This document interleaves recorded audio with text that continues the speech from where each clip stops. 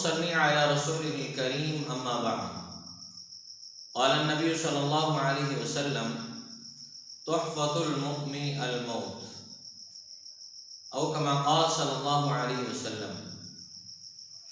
حضرت عبداللہ بن عمر رضی اللہ تعالی عنہ سے روایت ہے، فرماتے ہیں کہ رسول اللہ صلی اللہ علیہ وسلم نے ارشاد فرمایا، موت مومن کے لیے تحفہ ہے۔ اس کا معنی یہ ہے کہ جس طرح آدمی اپنے کسی دوست کو تحفہ دیتا ہے اور وہ تحفہ لینے سے خوش ہوتا ہے کہ میرے بھائی نے، میرے دوست نے مجھے تحفہ دیا ہے، میرے رشتہ دار نے مجھے تحفہ دیا ہے۔ کوئی شادی کا موقع ہے تو تحفہ دیا جاتا ہے، آدمی اس کو قبول کرتا ہے، خوش ہوتا ہے کہ دیکھو میرے دوست نے مجھے تحفہ دیا۔ کوئی جوڑا دیتا ہے، کوئی اس کو پہننے کے لیے جوتا دیتا ہے۔ اللہ رب العزت نے جب مومن کو اٹھاتا ہے تو اس کو بھی اللہ نے ایک تحفہ دینا ہے، اور وہ تحفہ کیا ہے؟ جنت۔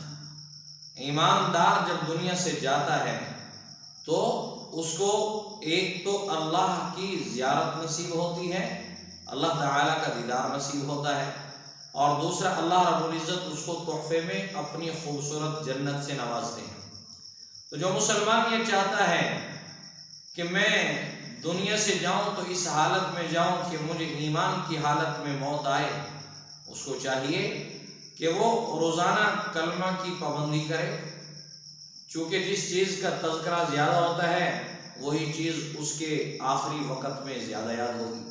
اسی طرح آپ صلی اللہ علیہ وسلم نے فرمایا کہ ایمان کی حالت میں اور کلمے کی حالت میں جانے کے لیے مسواک کو لازم پکڑو، کیونکہ مسواک کرے گا تو اللہ موت کے وقت بندے کو کلمہ نصیب فرمائیں گے، اور جب بندہ کلمے کے ساتھ دنیا سے جائے گا تو اس کو اللہ رب العزت اس کے بدلے میں جنت عطا فرمائیں گے۔